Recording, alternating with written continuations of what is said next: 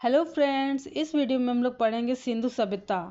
तो चलिए फ्रेंड्स शुरू करते हैं। फिर रेडियो कार्बन C14 जैसी नवीन विश्लेषण पद्धति के द्वारा सिंधु सभ्यता की सर्वमान्य तिथि 2400 ईस्वी पूर्व से 1700 ईस्वी पूर्व मानी गई है। इसका विस्तार त्रिभुजाकार है। तिथि निर्धारण की कार्बन 14C14 की खोज अमेरिका के प्रसिद्ध रसायन शास्त्री V.F. लीवी द्वारा 1946 में की गई थी। इस पद्धति में जिस पदार्थ में कार्बन 14 की मात्रा जितनी ही कम रहती है वह उतनी ही प्राचीन मानी जाती है। सिंधु सभ्यता की खोज 1921 में राय बहादुर दयाराम साहनी ने की। सिंधु सभ्यता को आग ऐतिहासिक प्रोटोहिस्टोरिक अथवा कांस्य ब्रोंज युग में रखा जा सकता है। इस सभ्यता के मुख्य निवासी द्रविड़ और भूमध्य सागरीय थे। सर जॉन मार्शल भारतीय पुरातत्व सर्वेक्षण विभाग के तत्कालीन महानिदेशक ने 1924 ईस्वी में सिंधु घाटी सभ्यता नामक एक उन्नत नगरीय सभ्यता पाए जाने की विधिवत घोषणा की। सिंधु सभ्यता के सर्वाधिक पश्चिमी पुरास्थल दास्क नदी के किनारे स्थित सुरकांदौर बलूचिस्तान, पूर्वी पुरास्थल हिंडन नदी के किनारे आलमगीरपुर जिला मेरठ उत्तर प्रदेश, उत्तरी पूर्वास्थल चिनाब नदी के तट पर अखनूर के निकट मादा जम्मू कश्मीर एवं दक्षिणी पूर्वास्थल गोदावरी नदी के तट पर दामोदाबाद जिला अहमदनगर महाराष्ट्र। सिंधु सभ्यता या सैंधव सभ्यता नगरीय सभ्यता थी। सैंधव सभ्यता से प्राप्त परिपक्व अवस्था वाले स्थलों में केवल 6 को ही बड़े नगर की संज्ञा दी गई है। ये हैं मोहनजोदड़ो, हड़प्पा, गनवाड़ीवाला, राखीगढ़ी, धौलावीरा एवं कालीबंगन। नोट: धौलावीरा भारत में सिंधु घाटी सभ्यता की पहली साइट है जिसे यूनेस्को ने 1921 में विश्व विरासत स्थल की सूची में शामिल किया है। आगे देखते हैं फ्रेंड्स। स्वतंत्रता प्राप्ति पश्चात हड़प्पा संस्कृति के सर्वाधिक स्थल गुजरात में खोजे गए हैं। नोट: सिंधु घाटी सभ्यता का सबसे बड़ा स्थल मोहनजोदड़ो है, जबकि भारत में इसका सबसे बड़ा स्थल राखीगढ़ी घग्गर नदी है जो हरियाणा के हिसार जिला में स्थित है। इसकी खोज 1963 में सूरजभान ने की थी।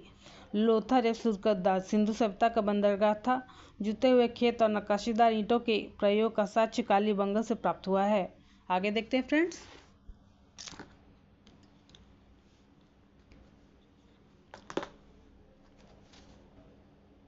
मोहनजोदड़ो से प्राप्त स्नानागार संभवतः सिंधु सभ्यता की सबसे बड़ी इमारत है, जिसे मध्य स्थित स्नानकुंड 11.88 मीटर लंबा, 7.01 मीटर चौड़ा और 2.43 मीटर गहरा है। अग्नि कुंड लोथल एवं कालीबंगन से प्राप्त हुए हैं। मोहनजोदड़ो से प्राप्त एक सील पर 3 मुख वाले देवता पशुपतिनाथ की मूर्ति मिली है। उनके चारों ओर हाथी, गेंडा, चीता एवं भैंसा विराजमान है। मोहनजोदड़ो से नर्तकी की एक कांस्य मूर्ति मिली है। हड़प्पा की मोहरों पर सबसे अधिक एक श्रृंगी पशु का अंकन मिलता है। यहाँ से प्राप्त एक आयताकार मुहर से स्त्री के गर्भ से निकलता पौधा दिखाया गया है। मनके बनाने के कारखाने लोथल चंद्रोदुर से में मिले हैं। सिंधु सभ्यता की लिपि भाव चित्रात्मक है। यह लिपि दाईं से बाईं ओर लिखी जाती थी। जब अभिलेख एक से अधिक पंक्तियों का होता था तो पहले पंक्ति दाईं से बाईं और दूसरी बाईं से दाईं ओर लिखी जाती थी। लेखन कला की उचित प्रणाली विकसित करने वाली पहली सभ्यता सुमेरिया की सभ्यता थी। सिंधु सभ्यता के लोग नगरों और घरों के विन्यास के लिए दृढ़ पट्टी अपनाई। घरों के दरवाजे और खिड़कियां सड़क की ओर न खुलकर पिछवाड़े की ओर खुलते थे। केवल लोथल नगर के घरों के दरवाजे मुख्य सड़क की ओर खुलते थे। सिंधु सभ्यता में मुख्यतः फसल थी गेहूं और जौ। सैंधव वासी मिठास के लिए शहद का प्रयोग करते थे। मिट्टी से बने हल का साक्ष्य बनवाली से मिला है। रंगपुर एवं लोथल से चावल के दाने मिले हैं जिनमें धान की खेती होने का प्रमाण मिलता है। चावल के प्रथम साक्ष्य लोथल से ही प्राप्त हुए हैं। सुरकोदा, कालीबंगन एवं लोथल से सैंधव कालीन घोड़े के अस्थि पंजर मिले हैं। तौल की इकाई संभवतः 16 के अनुपात में थी। सैंधव सभ्यता के लोग यातायात के लिए 2 पहियों एवं 4 पहियों वाली बैलगाड़ी या भैंसवाड़ी का उपयोग करते थे।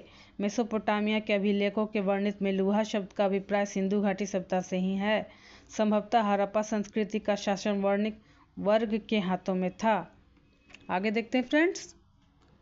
पिगट ने हड़प्पा एवं मोहनजोदड़ो को एक विस्तृत साम्राज्य की जुड़वा राजधानी कहा है।